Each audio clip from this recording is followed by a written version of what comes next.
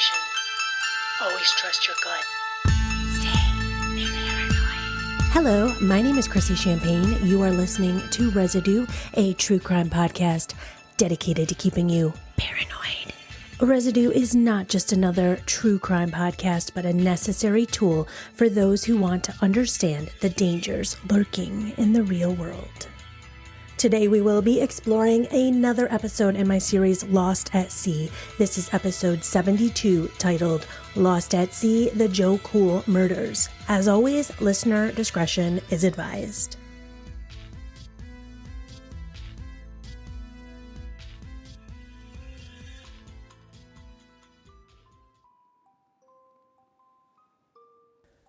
Ghost ships are typically discovered when a vessel is found floating aimlessly on the water, with no crew members on board and sometimes no signs of what happened to the people who were once aboard. In some cases, ghost ships are abandoned due to economic hardship, piracy, or even accidents, and they can drift for months or years before being discovered.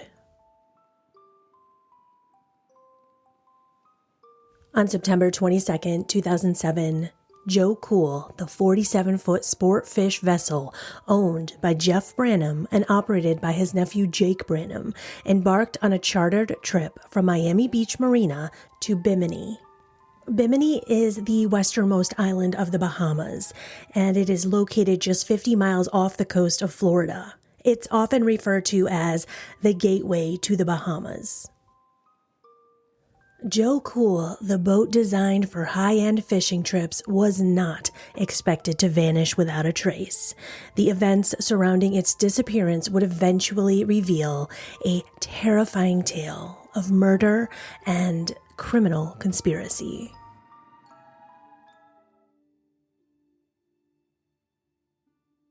Captain Jake Brannum, a skilled and experienced mariner, was at the helm of the Joe Cool.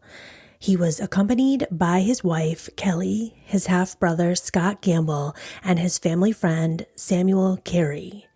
The crew also included two passengers, Guillermo Zarabozo and Kirby Archer, who, under suspicious circumstances, claimed they needed a ride to Bimini because their girlfriends had packed their passports by mistake.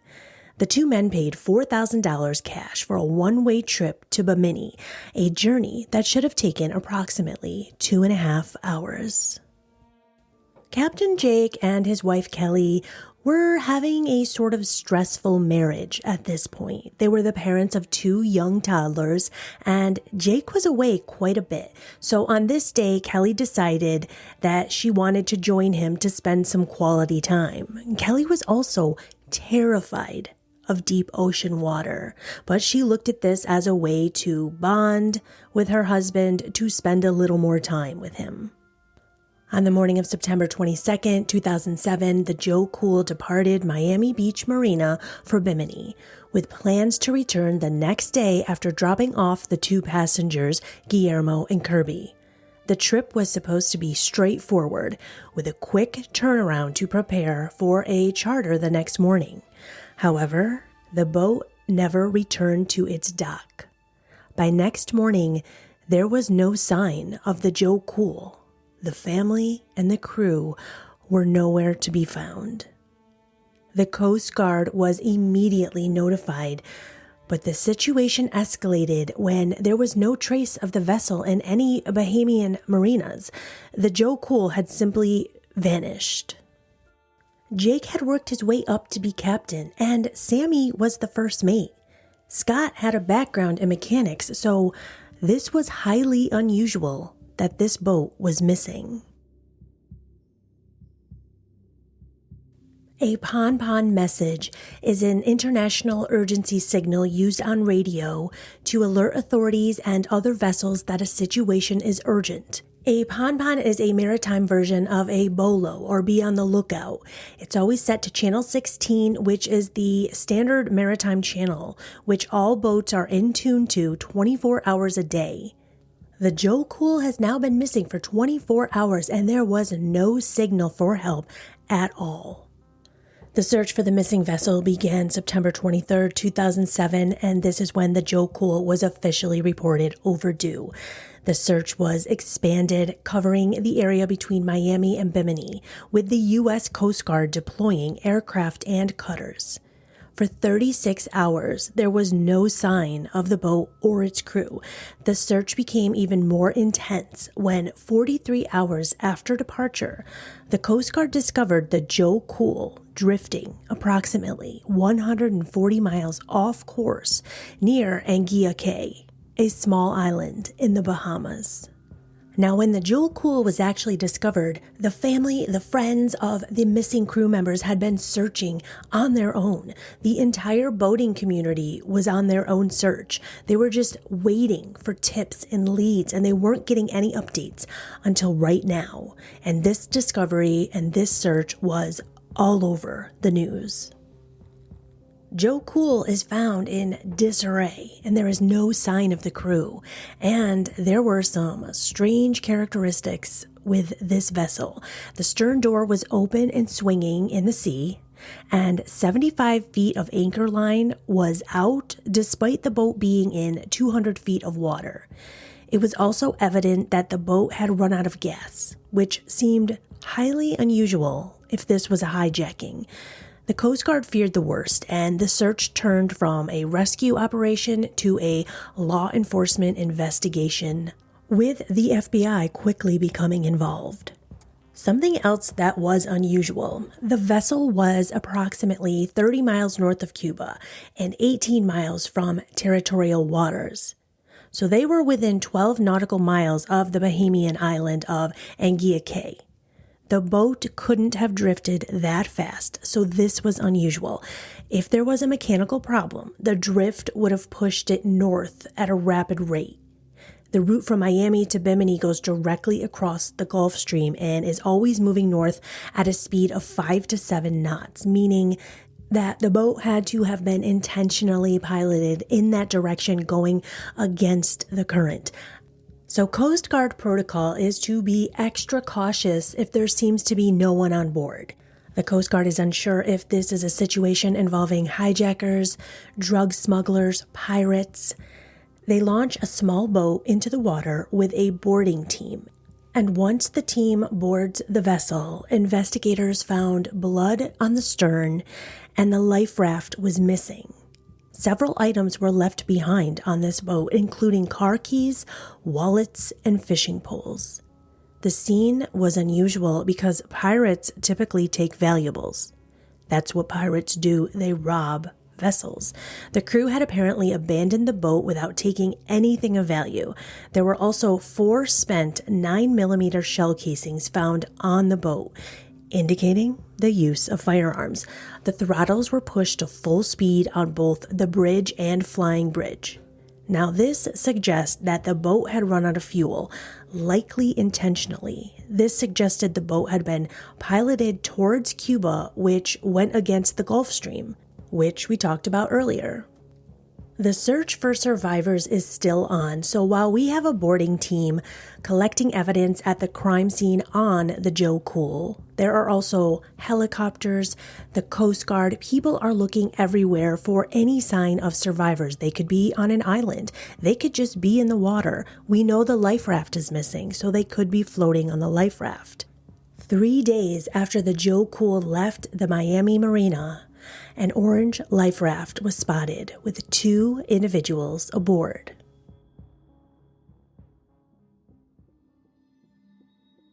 The helicopter that spotted the orange life raft lowers a basket down for each individual to climb into the basket one at a time and be lifted into the helicopter. Now, helicopters are typically very noisy, so when the pilot wanted to communicate with the first individual that was pulled in, he handed this individual a piece of paper and a pen, and he asked him on that first piece of paper, "What happened? Are you guys okay?"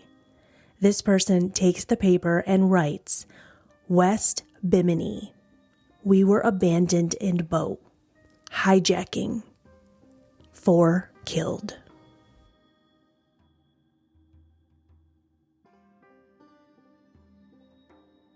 The two men rescued were Guillermo Zaragoza, 18 years old, and Kirby Archer, 37.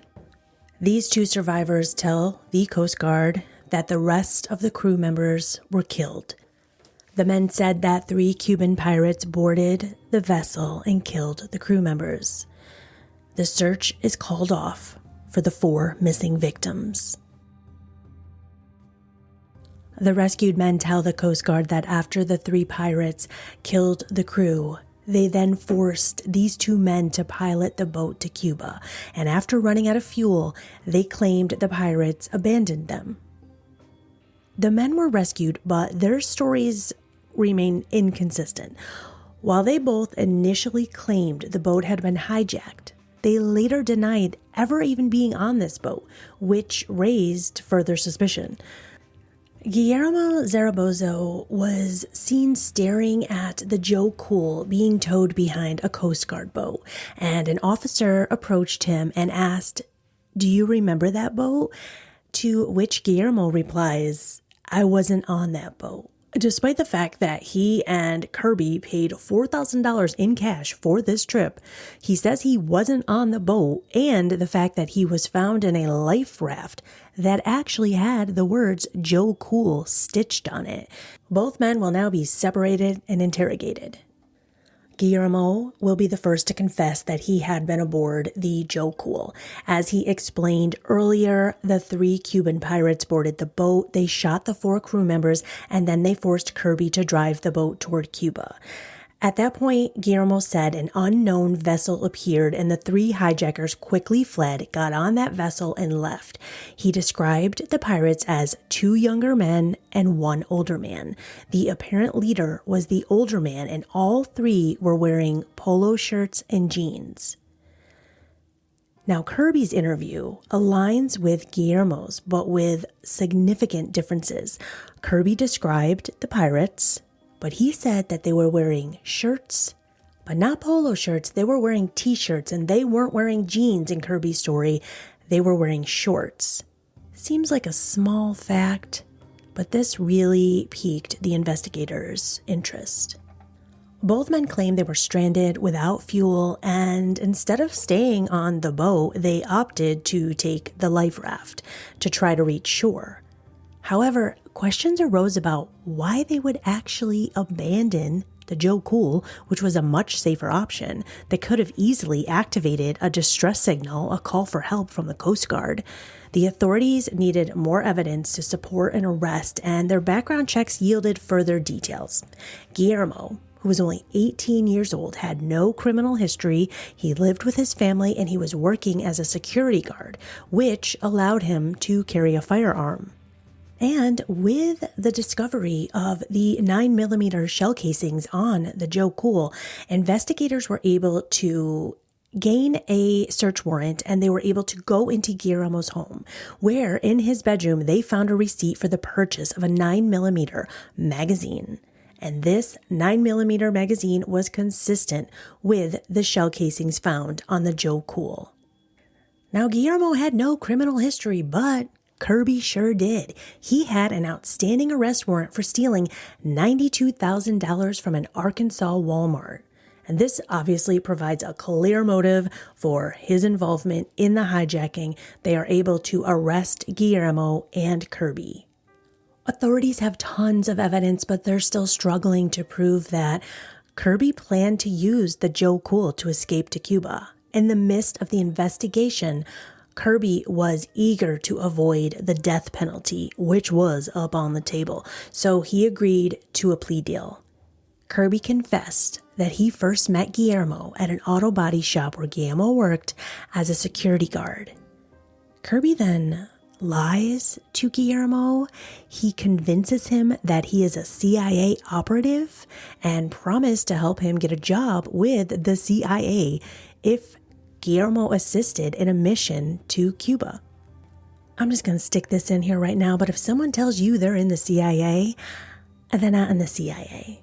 Kirby admitted to shooting the first 2 victims, Jake and Kelly, while Guillermo allegedly shot the remaining 2 victims, Scott Gamble and Sammy Carey. Kirby also claimed that Guillermo disposed of the bodies and attempted to clean the crime scene. Despite Kirby's confession, Guillermo maintained his innocence. He was put on trial, facing 16 charges, including overtaking the vessel, 4 counts of murder, robbery, and the use of a firearm. Evidence, including blood from all 4 victims, corroborated Kirby's version of events. After deliberation, the jury found Guillermo guilty on all counts. Both he and Kirby were sentenced to 5 consecutive life sentences without the possibility of parole.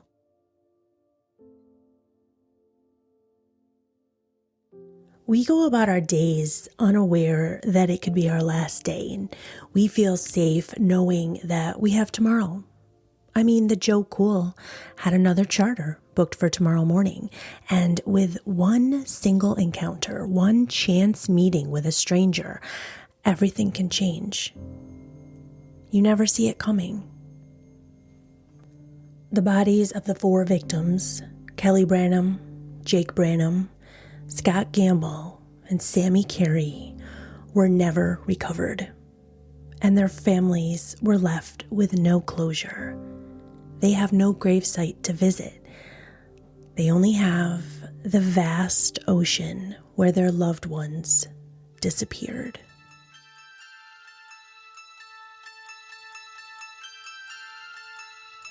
Thank you so much for joining me again on this week's episode of Residue. I do appreciate you all so very much. Residue is created, hosted, researched, edited, and produced by me, Chrissy Champagne. If you are enjoying Residue and want to help out the show, you could follow. Don't forget to hit that follow button wherever you listen to your favorite podcast. You could also leave a 5-star review. This is the greatest way to help out the show. If you do leave a 5-star review, just let me know. You can find me at Instagram, Residue Podcast, Facebook, Residue, a true crime podcast, or TikTok at Chrissy Champagne Residue Podcast. I will send you some stickers and a little thank you note for helping out the show.